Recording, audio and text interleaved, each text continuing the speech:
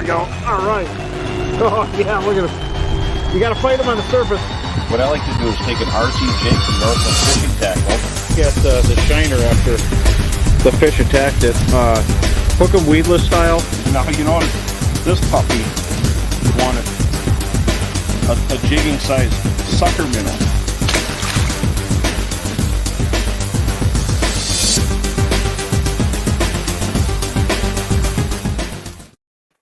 Hello, everybody. Welcome to the Bro Road Show. And let me take this off because of the glare. We want to talk about fall fishing and tips and tricks about how to catch fish, put more fish in your boat right now. And we're getting information from across the Midwest, and this is going to continue into the winter. We're starting out right now, and it's all about fall bite and what you could do, where you could go. And I actually am, as the crow flies, 9 miles from Cutfoot Sioux of Lake Winnebagosh. And I lived in Cass Lake, so just a stone's throw from there, and Leech and all that stuff. So I've been here many years. But I have friends and acquaintances in the ice fishing world all across the Midwest, all the way to New York. And hope you guys are doing good there. And we're a long way from ice. So we got one more episode after this one. And before I bring on Sam, I just wanted to tell you, when is the wind going to stop? It's been windy here. Hey, Chris, how you doing? We've had a lot of 20 to 35, even 40-mile-an-hour gusts, and there's been tournaments on Leech Lake. There's been tournaments on Lake Bemidji. There's bass tournaments, and there's people fishing. So it's been really crazy. But all I have to say is it makes the fish bite. And before I bring on Sam, I want to know how your fall is. And everybody, I want to thank Chesterburg Toyota for believing in the show, and this episode is sponsored by Chesterburg. You got to stop there if you're looking to get a Toyota. They're just the best. Great people, family owned, and they are the first dealership ever. So make sure to stop in and say hi to Brian. So Brooke, bring on Sam. Hey Sam, how you doing, man? Good. How are you? Good. I'm trying not to glare people out with my cheaters, but my print came up short. How's the fishing in the Bemidji area? I know we've had hurricane winds, and there's a lot of people heading this way. So tell us what's going on. Well, if you're heading up for walleye fishing, it's getting really, really good. Northwoods Bait and Tackle, they had a tournament on Lake Bemidji this weekend. Bunch of fish got caught, some really nice bags. But also, some of the guys were sharing some of the pictures of the graphs. The fish are stacked up, just like piled up. So yeah, just get out and graph around for them. And yeah, they're crushing fish out there. Jigs and minnows, big minnows rigging, and then also a lot of fish being caught on puppet minnows. Well, puppet minnows are fantastic this fall. We're going to talk about cadences here towards the end here, but I want to say that I've been using my Humminbird, and there's all kinds of ways to look. Forward viewing is like the rave now, and side imaging. But hey, David, well, thanks for coming. Traditional sonar. Hey, Nicholas and Chris. I want to tell you, John. I want to tell you, 2D sonar. And then down imaging. Down imaging is fantastic. Down imaging, I think, and there's a lot of people are fans of down imaging, but you can actually see the shape of the fish.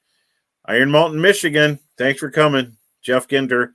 The shape of the fish, and you can count how many are there. Now, I use it in pan fishing, but for walleyes, super deadly, especially if you're in anything over 10 feet of water, basically. But I am glued to my Humminbird, and I had a tiller for many years. I've had Lund tillers. I've had all kinds of different tillers, but I'm in a wheelboat right now, and my tiller I'm basically behind the steering wheel, and I'm glued to the screens, and I'm a gamer, because I'm staring at them screens all the time, and down imaging, I use it in the fall like crazy. It's a big deal. What do you say, Sam? Well, I was actually going to say, I just, so there's a lake that I panfish a lot out of my kayak.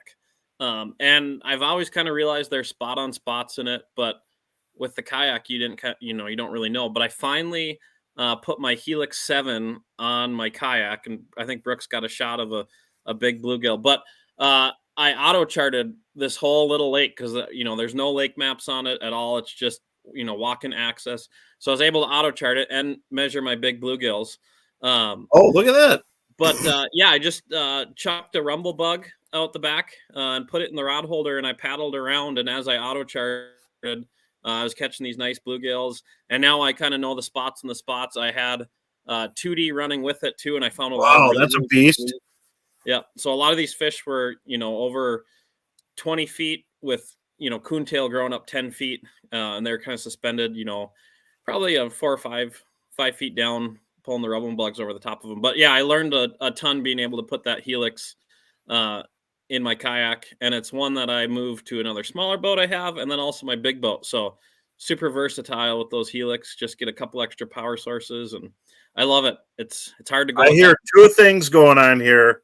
Yeah, those are awesome. Two things. You auto chart, which you made your own map. Hey, Ron, thanks for coming. You made your own map, and then you fished, which is really cool. Hey, Tom, thanks for coming. And you caught them on rumble bugs. Yeah. So there's a handful of hardcore panfish nuts out there, and we all know that big bluegills bite on crankbaits. So we try to use smaller candy crankbaits. And this is the time of year, right on the cusp, on the big fall, when the water is going to start sinking. It's not cold enough yet. I mean, you really have to drop down. Hey, fam, good to see you're here. But crankbaits, little candy crankbaits like the Rumblebug works great. And could you go on that? Thanks, Wally, for coming. Yeah, talk a little bit about the Rumblebug. Yes. Yeah. So it's I should have brought one with me, but you don't have one. Okay, I don't you, have one. you tell them. It's a little ways away. You talk about it. I'll go get one. Okay. But it's a little 4 centimeter crankbait. I think the dive depth on the troll is like 4 to 6 feet. And it's just a fish catcher. It catches bass and bluegills, crappies, just a really tiny little compact bait. But this fall, I've just been chucking it out and trolling it around like 1.5 miles to 2 miles per hour, and been catching everything on it. I caught crappies that night, a bunch of those big bluegills and pumpkin seeds. It's really just tiny. And northern mixed in too. Yeah, it's just a little tiny thing, and that's bubblegum. I caught a bluegill that was probably, I don't know, 4 or 5 inches on that night too. I didn't take a picture of that one, of course, but yeah, it's fun, and the fish really chase after. Oh, that lip looks like it would dive extremely fast. I used it on Winnie for walleyes, and you just Eaterville, you just stack them in the well with this thing. But it's cool that you actually brought that up, and that wasn't even in our subjects tonight. And so kayaking is absolutely a giant thing in the world, and I know a lot of people do it. What pound test Tim was wondering, and we'll get to that in a second. But I like my 219 Lund kayak with a 400 Mercury on it. Yeah, I don't know. I'm impatient and I want to go and get there. And my clients know as they hang on in fear, but it's everybody's own. A little variety. Some days I love fishing out of the kayak. I tell you what, this Sunday and with this wind, the Lund kayak is a lot better option. Yeah. I agree with you. And someone was asking what pound test are you using? I would imagine you're going with the dive chart test. With the Rumblebug, I usually just put it on a spinning rod that's got like 8-pound braid on, and then excuse me, fluorocarbon leader. So that way, if I get to a spot, I can cast it around, and it's also easy trolls too. And I think with that setup, the Rumblebug's probably getting 6-7 feet would be my guess. So just light line and drag it around, and it's a blast. It's fun catching them on the little spinning rod too, because they're ripping out drag, and it's a good deal. So well, panfish is my first love, but walleyes make the phone ring, and I got to tell you, in the last 3 days or 4 days, we had some calm periods, but it's a wind tunnel. Thanks for coming, Frank. And I love that boat. It's a big, heavy boat. it's a wave crusher. It just goes through them. And, can it go around docks? Yeah, small boat, probably better for that. I use it to go out there and I can stay wherever I want. If I need to go to one end of Winnie or Cass or Bemidji or Leech, I can just go there. And I got trim tabs. So if you haven't looked at a Lund 219 glass, check it out. And trim tabs, get them. And I love crappies too. And this is that time of year where, and we're going to bring in some of the pre-rigs, Sam, but that's coming up here in a few minutes. Crappies, actually, we could talk about it right now. Here's one of the baits I like using. Hey, Tony, how you doing?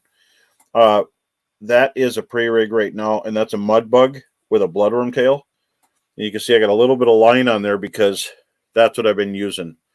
Then I tie a loop around there. If I get really close, you might be able to see the loop, maybe not.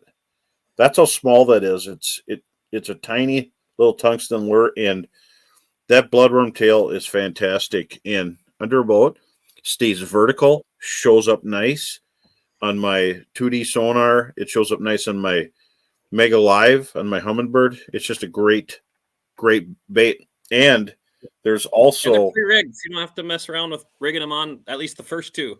I don't need these. So yeah, that's new for this year with those pre-rigged tungstens, and you get 2 rigged in the pack and then 3 extra tails. And and we were going to talk about this. So Bemidji, would you say the bite is a little deeper? Yes. Yep. Okay. I know people were marking. It kind of shifted around. People were marking a lot of fish up shallow. But I know as they slid deeper and continued to mark those fish, the biters were out a little deeper. 20 to I think 24 feet. A lot of the guys are catching them in. Well, I'm hearing too on Leech Lake. Typically this time of year, some of the deep stuff, the super deep stuff, is hot. There's nothing there. There's nothing out there. Little 9-inch walleyes, you pull it up, it's dead. Everything is shallow, and all the fish are on the weed edge.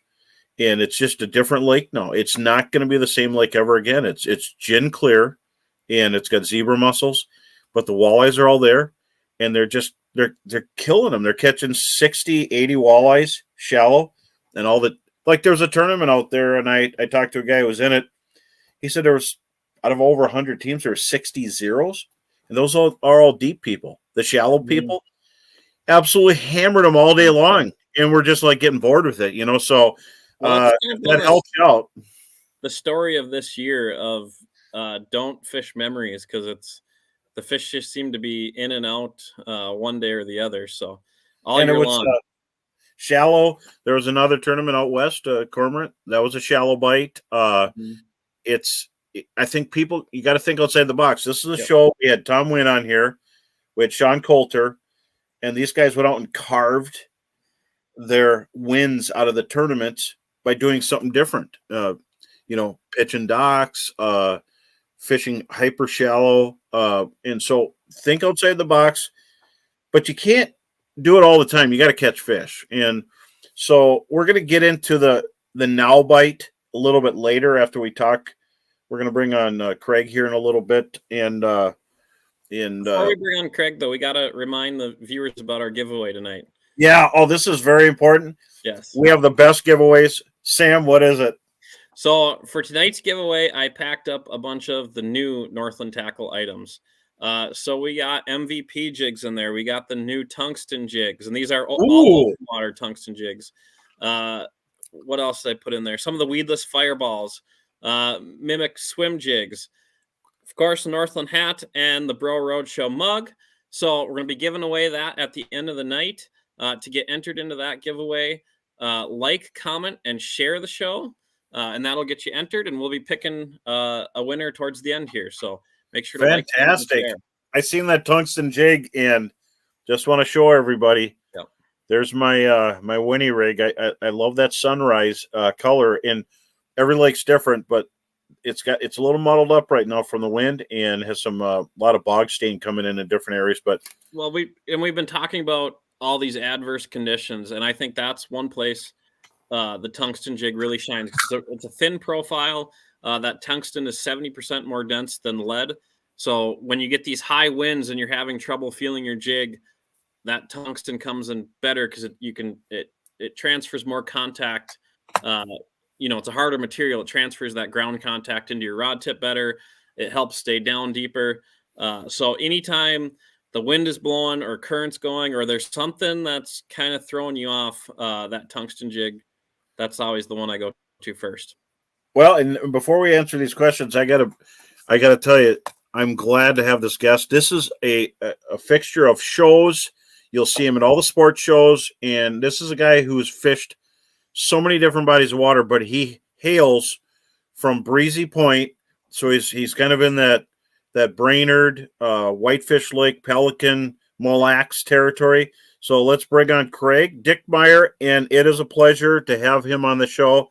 How you doing? The legend of Central Minnesota. Well, thank you for having me tonight, bro. This is it is a pleasure, and it's always fun to talk to you guys. Thanks. Sam and I were talking about what's going on. There's been a lot of wind, and you've had some tournaments there. What's your water temperature? And we're probably in the high 60s right now. Would probably be the 68 to 70 on maybe some smaller waters and stuff, but it's things are going to change here after tonight and tomorrow night. I think we got some frost or freeze warnings and stuff, so you're going to see that temperature start to plummet a little bit. Yeah, we're going to be getting some questions coming through here, and water temperature is a big one, and it's really moving around a lot. And one question about the winter show, and I'm going to announce it too later. How you doing, Daryl? We are going to take a little break because it's hunting and fishing and guiding season. So we'll be back again in November, and it's all about ice. It's very hardcore ice show and ice guess and ice crazy. So that's, if that answers your question. We just take this little fall break because we were talking about fishing. We got a show next week, and then Sam's hunting. I can't get him to come out of the woods, and I'm sure Craig, you'll be hunting too. You'll be at the shows. This guy does. I'll be at shows. I got one in Sioux Falls coming up here first part of November, and then I think another Fargo show. So yeah, they're gonna be coming. I look forward to them. They're fun, a lot of fun. Well, and I'm gonna ask you, and I hate to put people on the spot, but I always have to because I bring my guests on. What is one of your favorite lakes in your area there in that greater Brainerd, Pequot, Whitefish, Mille Lacs area? What is one of your favorite lakes? And you don't have to give up tiny ones. You just, what is one of your favorites and why? Well, I think I'm going to speak for a majority of the lakes, so I won't necessarily pick out any one lake. But here's my theme for this year is I'm remembering where all the community crappie spots are, where everybody piles in there. All the shacks are set up at ice and stuff. I'm hitting those areas now before ice comes and before all the pressure comes. Nobody's out there. All the recreational traffic is gone. A lot of these times I've got these, and those fish are already. Last time I was out, Jody and I, we checked one spot on one lake, and those fish are already starting to set up on wintering holes. And that's what I'm targeting now is getting to those spots, and those fish are hungry. They're putting on feed bags, and catching crappies is probably a lot of fun right now. Good answer. How about walleyes? If what would you recommend for walleyes? If someone's new to the area, like I said, what would be a great lake for them to explore for being the first time there? What would you recommend? I'm going to have to say Gull because I probably got my biggest walleye to date out of Gull. It was this time of year, quite a few years ago, but Gull would probably be a real go-to lake right now. Those fish set up in areas that are easily fished.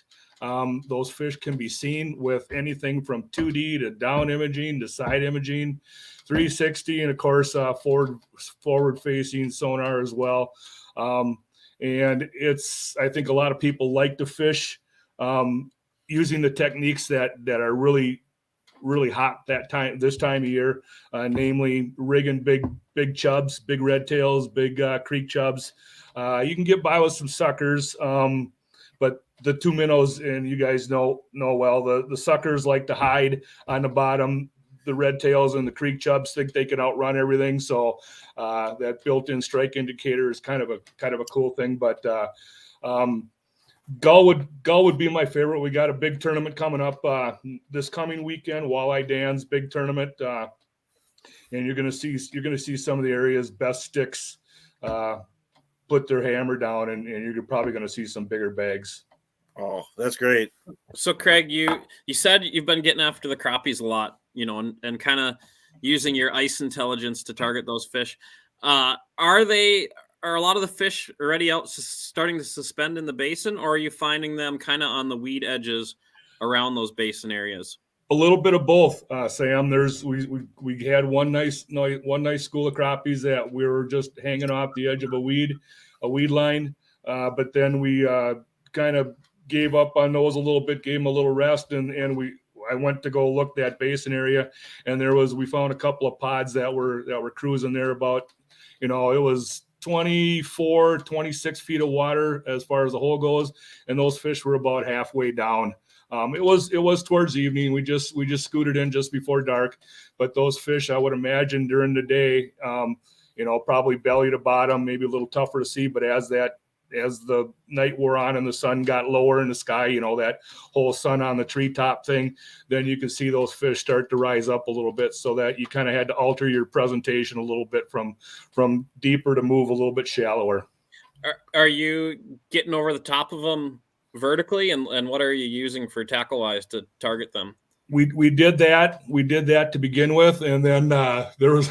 I have to admit, there was another local guy that was doing something a little bit different. He was jig trolling, which is something that we don't normally talk about or hear a whole lot. Kind of changed my view on the whole thing, because I saw it put about 3 or 4 fish into R1. So lures like the Thumper, Northland's Thumper jig would be a great jig to use doing that. Maybe some smaller crankbaits like you're talking about there. Exactly. How did I have that? Wow. How did I know to have that here? That's it, bro. That you had to give them the exact color too, didn't you? But that, and then just I like to think outside the box a little bit. There's that. Oh, that's a great color too. And that blade, and then put a little paddle tail or a little mini schmelt on there for a body. You got that great hook keeper there that holds that plastic on, and it was fantastic. Now there's some other things, like you say, with that rumble bug.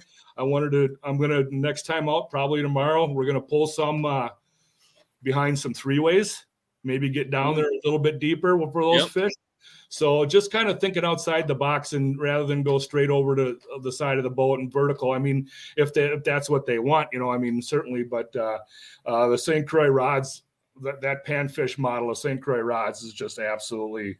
You probably got one of those too, don't you? Yeah. Well, this is the Legend Late, and what I've been using quite a bit lately, but my panfish series is too far for me to grab. Yeah, and that's great. This summer I picked up a couple of the Victory rods. That's 610 medium light, extra fast.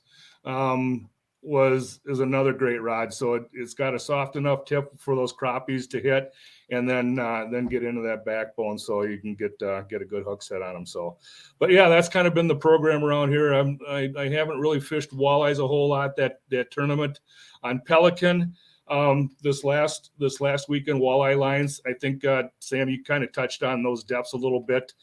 18. What's changed about this, and this is what as anglers that we have to look at, because of the zebra mussels and stuff, those weed lines have changed. They've gotten a little bit deeper, especially in those really clear lakes. So we've had to adjust location and presentations because of that weed lines change. Those fish are, there you go. Glass buckshot. Man, I'm telling you what, I am super excited to use those things because there's a whole different frequency going on in that. When we talked about those, there were some other glass rattles that was there some other glass rattles? The flutter spoon has a glass rattle in it. Yeah. The rattling puppet minnow does. So yeah, it's definitely. And bro showing these because someone asked about fishing buckshots vertically in the open water for crappies, and I think I know it's something bro does. I'd imagine you guys do it too, but bro, maybe touch on that a little bit of how it's a great tool for fall crappie fishing. I think it's absolutely. I use ice fishing spoons year round. I have clients out there that have witnessed how good a coffin spoon is for walleyes. Hey Savannah, thanks for joining us. But the coffin spoon has a shape that when I seen it, I knew that it's kind of like a slab spoon. It just really when you jig it, it goes every direction. And we've limited out like in really fast, short order in weeds with coffin spoons. But for crappies, the rattling buckshot, glass rattle buckshot is going to be fantastic. Now I'm going to show you a larger one so I could actually rattle it and you could see it a little better. See, look at these colors.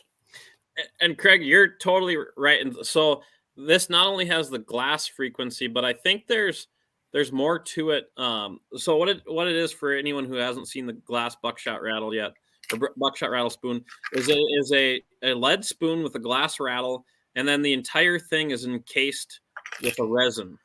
And I think because that resin contacts the rattle, anywhere you grab on that spoon, when you shake it, you can feel the whole spoon vibrating.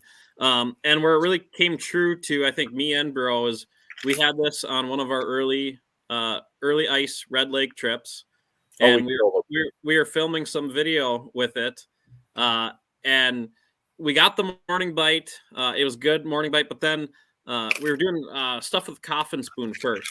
Caught a bunch of fish on that, but things started to slow down a little bit. So we pulled out the glass buckshots, started to shoot some video, and did some intro stuff for the video. And we were just dropped it down and fished with it. And both me and him caught a fish live immediately within like a 1 minute intro to these videos. That's one of my favorites, that kind of gold perch. Yeah, I think that it really produces a different frequency that those fish that have been hearing our coffin spoons and traditional buckshot rattles. Not that those baits don't catch fish, but I think that different pitch really called those fish in, and bam, bam, just like that. So it made me a true believer, and we saw it through the rest of the season. Spoons are an underutilized part of fishing, and what I realized, I used to work for the sponsors and go down south to a Glow Writers conference and do stuff for Northland and other companies. And down south, they use spoons for crappies all the time. And they're jigging them in the brush, on the brush tops.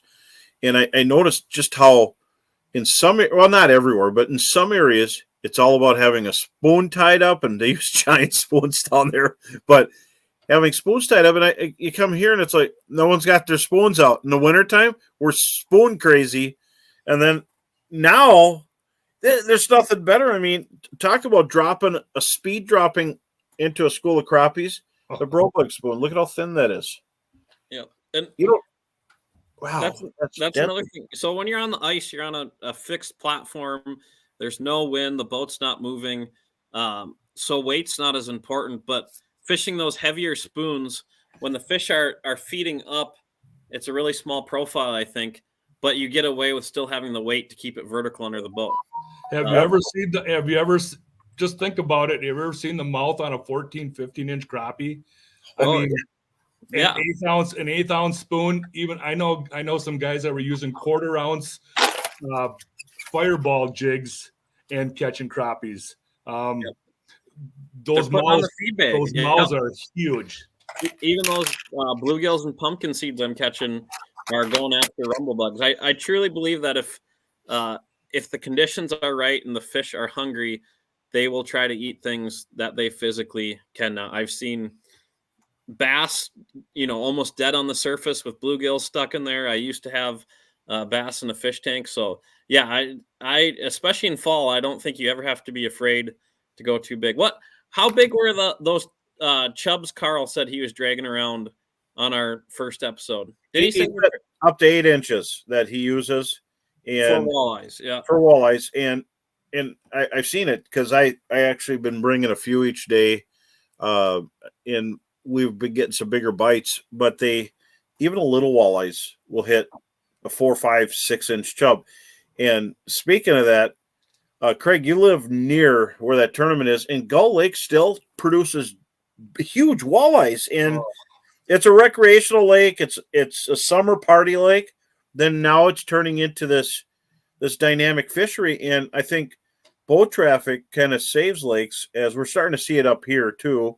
I think that, and in my next Midwest Outdoors article, you can see what I talk about. Some of the heaviest traffic lakes, well, up here they never used to have any, but are super heavy now, are some of the best walleye lakes right now. And so you have giant walleyes all around you, and it's worth for me to drive down there. I'm in Eder Central up here, but you got some giant walleyes down there.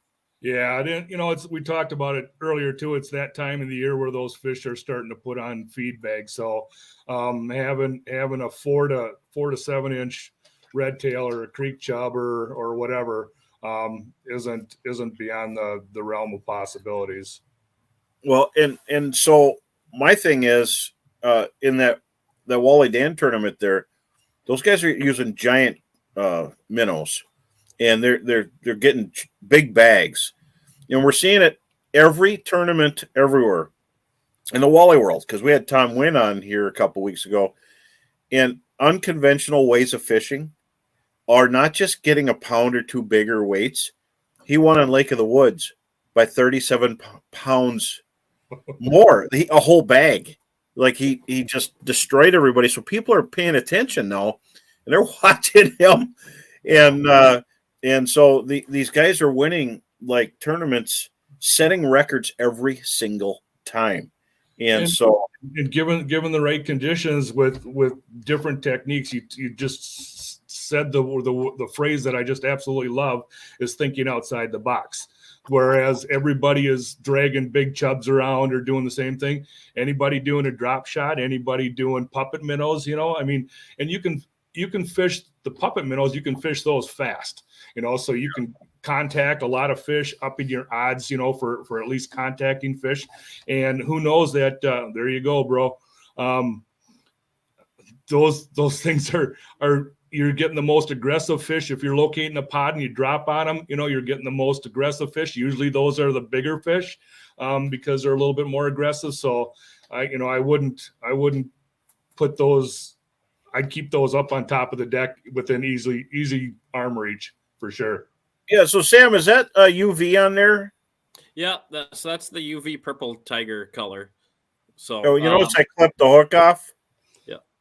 When I'm with clients, I like one less hook, please. But in the fall time, when you're pitching them away from the boat, you're catching a lot of fish on the back and bottom hook, correct? Yeah, I think sometimes I've clipped off all the hooks because I just don't want to get it in me. Don't tell anybody. We're on the air. Okay. Quick reminder: we gotta remind everyone how they're gonna win the prize pack tonight. Awesome. Conversation's good. We'll keep the flow going. But quickly, just reminding everyone, we got the Northland prize pack with the Bro Roadshow mug, of course, Northland hat, and then a bunch of our new items. So tungsten jigs, weedless fireballs, MVP jigs with the Gamakatsu hooks in them.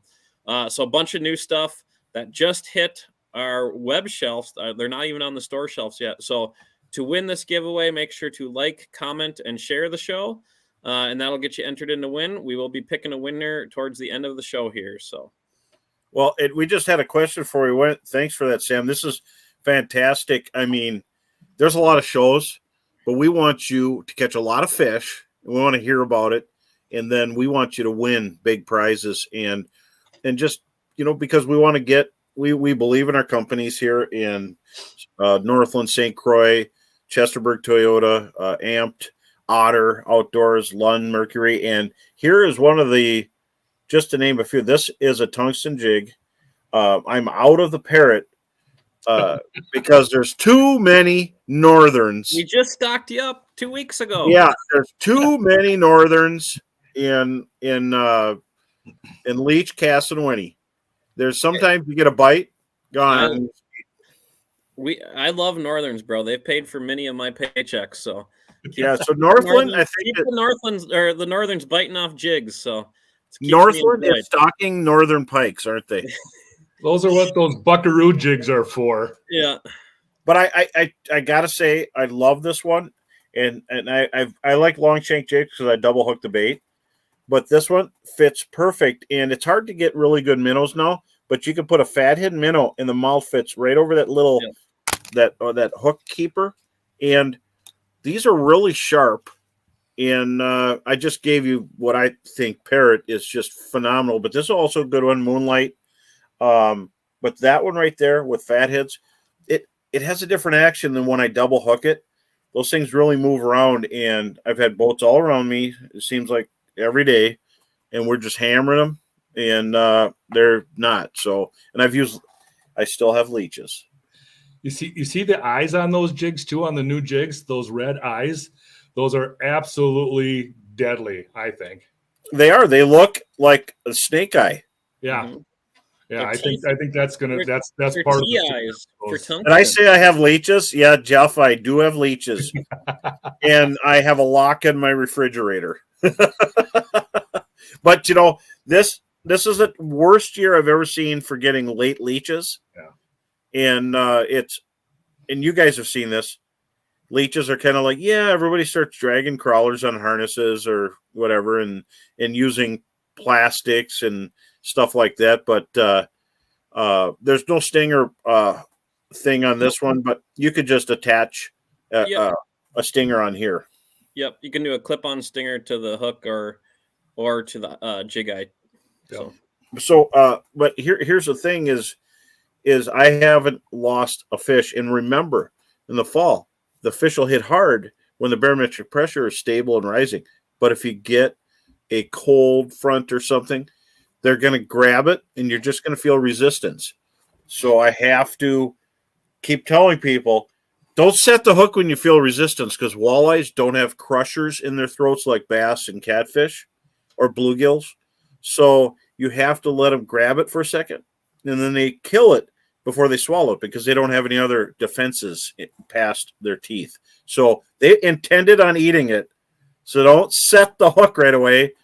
The real thing is to set the hook with your reel. You reel really fast, not there, drop it back. But that fish can't bite on that jig if it's 40 feet away, up in the boat, and you're staring at it. True. My lecturing. Here's if people are gonna come to your area, where are some good places to stay? You know, I mean, you got people here listening that are fishing Mille Lacs even tomorrow, and they're fishing all around. Some recommendations, just a few, and where could they get some bait? Oh man, I tell you, we got some beautiful resorts on Gull, Craigan's, Madden's, Grandview, to name a couple. S&W bait on 371, just on the east side of Gull, is probably the best stocked bait store around. Sportland Corners up on just on the north end of Gull, where you're going to access the north end, is a great shop too.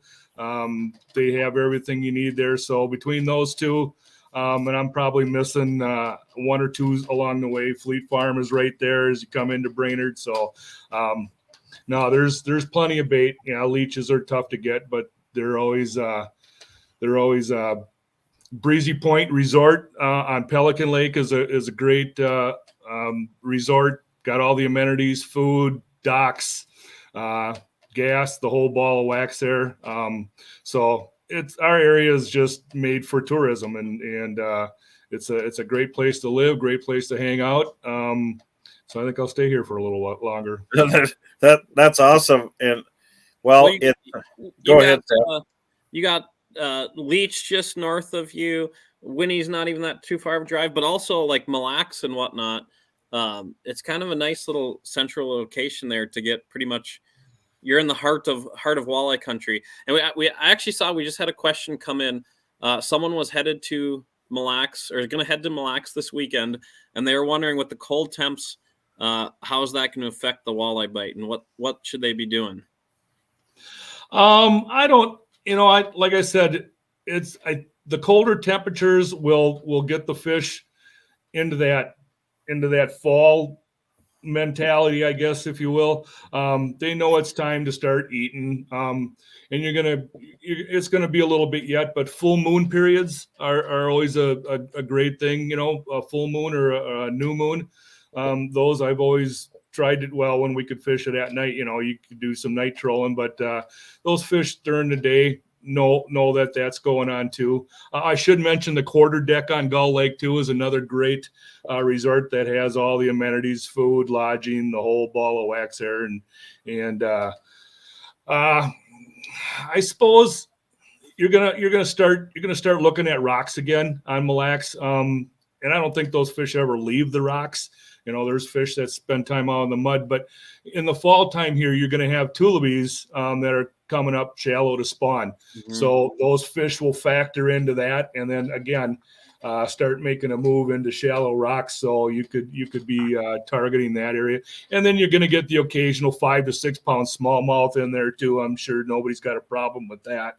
So just great opportunities all the way around. Within a less than an hour of where I live, Breezy Point, I can be in Walker, fishing Leech Lake. We've got, like I say, Whitefish Chain, the Pelican Lake, Gull Lake for area fish or big lakes right around our area. And then, like I say, within an hour I can be on Mille Lacs too. So it's kind of really centrally located. And then plus all the smaller lakes that we have in the Brainerd Lakes area. I mean, I don't think I could fish them all before my time is up. So that's kind of the cool thing about this area. So we had some quick questions here. Sam, the tungstens are available online, and the glass buckshots, when can they get them and where? I believe they are both live online right now. Okay. Double check real quick, but yeah. So glass buckshots will be hitting stores. Generally, we're shipping out ice orders like now, so stores should be getting them on the shelves late November. And then the tungsten jigs will be hitting store shelves next spring. And I just confirmed they are both live and online, so you can head to northlandtackle.com and get them now. Yep. So both. Okay, because I get a lot of questions about those tungsten jigs. They jig. I mean, it's a totally different feel, and my clients love them, and they want to get them, and all the boats around us want to get them, and I show them because they can't get them right now, but now that they can get them, so they are catching more fish than anything out there, and I know it. I've been watching it every day. I spoke too quickly. They are coming. We have them set up, but they're coming soon, so they're not in yet. Okay, they're not there. Oh, good. I got them all. I just falsely sent a bunch of people to our website. I'm sorry, but okay. I think the tungsten should be coming in soon, hopefully. Yeah, so if you want to see how the tungstens work, you got to go with me. I was going to say, bro, that the jig is up for you, but apparently not yet. Yeah, well, and I'm sure. I mean, it's just great to see how the stuff works, and I get these prototypes ahead of time, and I just fall in love with them. And I was using the Coffin spoon for walleyes on guide trips as a prototype and getting limits. The winter they're good, and I've been using a Brosdahl spoon for deep crappies, panfish. But I just wanted before we get too far into it, someone was asking about water temperatures and what's going on in my area. That was Tony that just talked about that earlier, and I didn't forget. But right now, I've had some bay. The lakes are, or some of these are giant lakes. Some big lakes have 62-degree water and 59. And we are about to go absolutely haywire crazy up here for fishing. And this has been one of the best stretches of fishing I've ever seen up here, and every lake is just chock full of walleyes. Now, I'm not saying they're giant, because if I want to catch a big one, I think it'd be easier to go by Craig there, because he's in the hog district, Gull Lake, Whitefish, all that up to Leech, Walker Bay, Pelican, or not Pelican, Park Rapids area. And then we have just tons and tons of them, and it's just eater central. But the perch are moving in, the panfish are going, and the ducks are going. So it's crazy. This is a great time of year. Too bad it can't last longer. But so we had 32 degrees here this morning, and everything was covered in frost. And so we're gonna see it go down. Do you think, you're guiding full time pretty much? Do you think a cold front in the fall like this, we had 32 degrees last night, does it affect the fish the same that it does midsummer or early in the season? It really doesn't. Reluctant them up? fish. No, I'm okay. When I go out there and I see fish and we're dropping jigs or live bait rigs and they're not biting, I have my secret weapons, and I do have leeches, but they're not giant. You don't need giant leeches. I'll put a leech on a jig like this, or I'll use a rig. And the difference is, and as they're going to see tomorrow, if they're not biting really good on minnows, we're going to drop down rigs. And when I tie rigs, I use a small tungsten sinker and a Gamakatsu hook, and I love using little tiny Gamakatsu hooks. Like I use just little packages of little micro hooks, but we tie 1 foot leaders on our rigs, and we hold them like slip bobbers under the boat. So the leech is actually just moving around all the time, but it's a slip bobber that goes with you because that tungsten sinker holds it there. So we're jigging, but I have leeches just in case. And I also have gumdrop floaters, which Northland makes, and you don't hear about them all the time, but they work really well, and they're light, and they'll hang on to them longer than a jig sometimes. Or we'll just put them on a jig.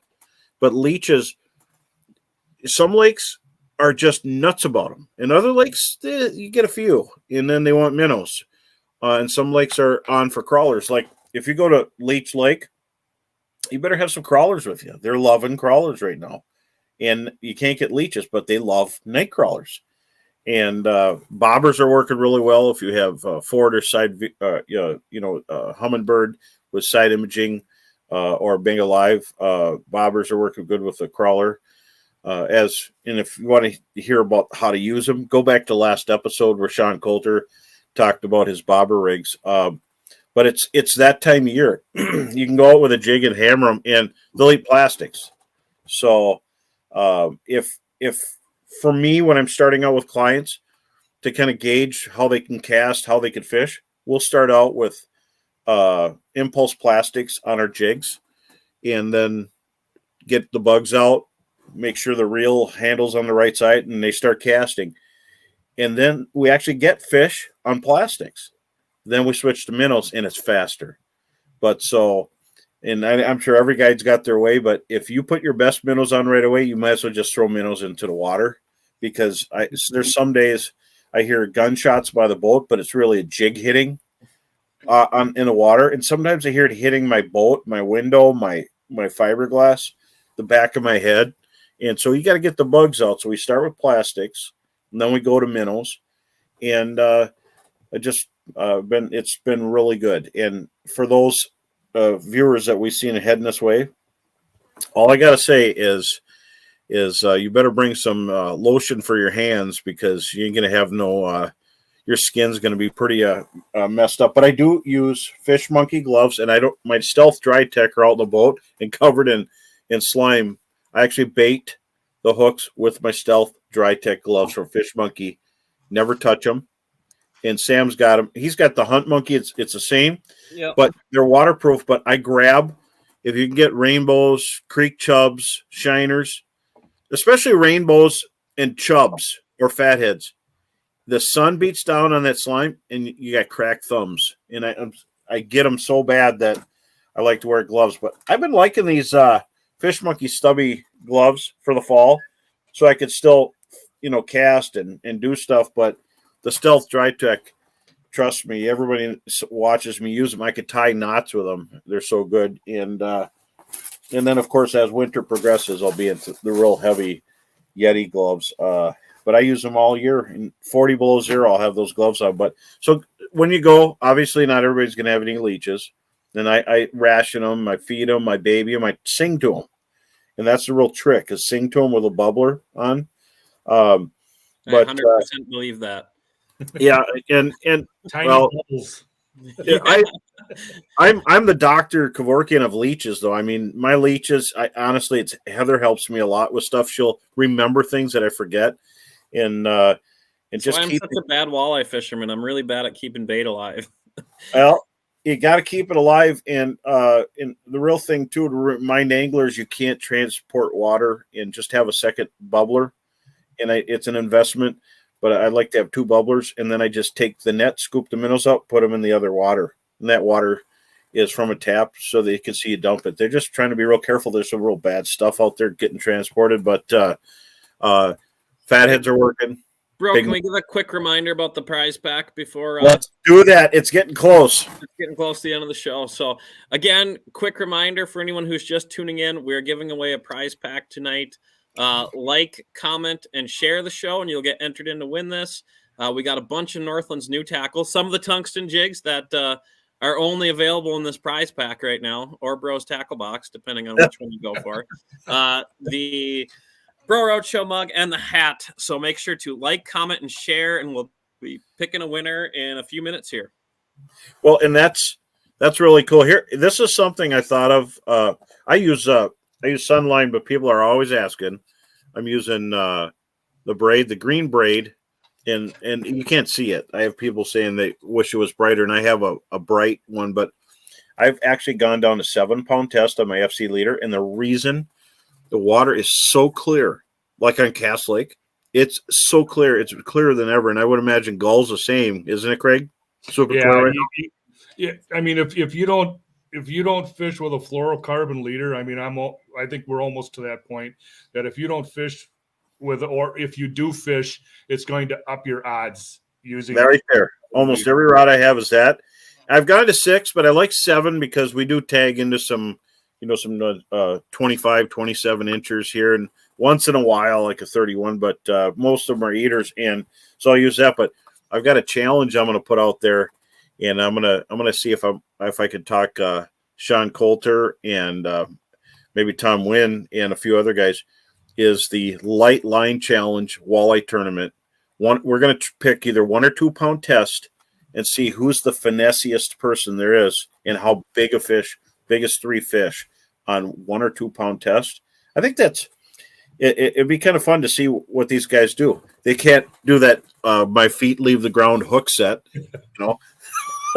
How are they going to do it? I mean, the chub could break their line. I think, but that line is so strong. I tested it, and that's a great question. What knot do you use? What do you use, Craig? I'm not really good at tying any of those knots, so I'm real careful. I'm real careful, and I use the smallest ball bearing swivels I can find. Not that I can reel them through my rod guides, because I would never do that to my St. Croix rods, but that's my winter project, is to try to tie those things, and then try to tie them when there's a 20-mile-an-hour wind. Well, swivels are fantastic, and they make them down. Sam, size 14 or 16? What's the smallest one you've seen? I think it's 14. Yeah, I think I've seen that size on the shelves at Reed's and stuff too. Sure. Yeah, I use the double, back to back uni, and I don't get into the, there's a couple other knots with like 7 more moves. FG knot's really taken over the bass world. Yes, it's a little trickier to tie, but it makes a really smooth transition, so you can reel it up your guides really easily. But definitely practice it, play with it, because I have had it where when I was learning how to tie it comes unraveled on you. So yeah, it stands for fantastically good. or maybe a Yeah. different word. But FG is a great knot. I'm just so used to doing the uni, the the back to uni's back. easy, especially in the boat. The FG's, you need to use like your mouth and like you need 3 hands to tie an FG. So Well, FG and is great pre-fishing, but yeah, I use double uni. I have one on here. My leaders are longer on some of the rods. You can get away with 2-pound leader to braid on your average lake, but on these gin clear lakes, let me find where it's at here. There it is. I mean, that's really good. I mean, that transition, and it's way up in my rod, and that's back to back uni, and then I trim them nice, but I don't know. Like sometimes you get the wrong spot and you have to start over. I trim the wrong stuff, but I've been there. if you're on Leech or if you're on Cass or these real spooky lakes, and Cass is an ultra clear, ultra spooky lake, make your leader longer and you still have no stretch. And then fluorocarbon has a great sink rate, and I graduate to all fluorocarbon except for a few house rods on the ice. But it's all about feeling everything, and that's the key thing. So someone asked earlier about that tungsten jig and what line setup. Again, I would use a similar line setup, but so you pair the tungsten with a good fluorocarbon and a good braid. It feels like you're dragging your finger on the bottom. You can feel exactly when you're going from rock to sand to mud through weeds. That hardness of the tungsten really transfers sensitivity up your line, and it that paired with a good St. Croix, and I like that look. Yeah, it's St. Croix rods, and it's been so windy. We've been using a Legend Elite in a 6-footer because it is so windy. Maybe 6-8 at the most. You start going 7s, and it's just whipping. And so barrel swivels are super good. You only have to tie one side. Yep. And that's a really cool thing. And so I use barrel swivels like when I'm in tournaments, and I was on Devil's Lake at a championship. I only had to tie one side, but I have a little clip and I clip it on. So you can speed fish that way. So having 2 feet of line, and you only need 2 feet over there. So a quick snap, like Ron was saying there, is really nice for one side. If you got a swivel, you get a size 14 Gamakatsu swivel, and you just clip it on there, you're set. And here's a question. Before we only have a few minutes here, then we give away our product here. So I would say I'm using a half a crawler on a jig. How about you, Craig? Half a crawler. Yep. Just it gets that bait and the hook in the fish's mouth. You're not getting nipped off, and you're still going to have some incidentals or some fish that you don't want on there. But I just like a little smaller profile where they get the whole crawler and the half a crawler and the jig in their mouth. Sure. And in the summertime, real quick, I use a whole crawler. I fold it in half, go through a round spot, and the next spot, I have 2 tails. They feed on crayfish. Time to give away product here, Sam. Yep. So Brooke just sent it through to me. It looks like tonight's winner of the Northland prize pack and Bro Roadshow mug is John Connolly. So congratulations, John. Congratulations, we'll man. Be reaching out and I want to get your shipping information. I want to thank you for coming out. Craig Dickmeyer, you'll see him at the shows, working the booths. This guy is a legend of fishing. Talk to him. And thank you for coming on. My co-host, Sam, my producer, Brooke, and my lovely wife, Heather, who keeps me going. And she's sporting the Aquaview shirt. Everybody support our sponsors, Aquaview. And thanks, Chesterburg Toyota, for supporting this show. And everybody have a great night. We'll see you next Tuesday. Hi, Mom and Steve, and have a great fall fishing and enjoy those fall Enjoy your colors. fall. Colors are coming out. We'll see you next Tuesday at 7. Have a good night, everybody.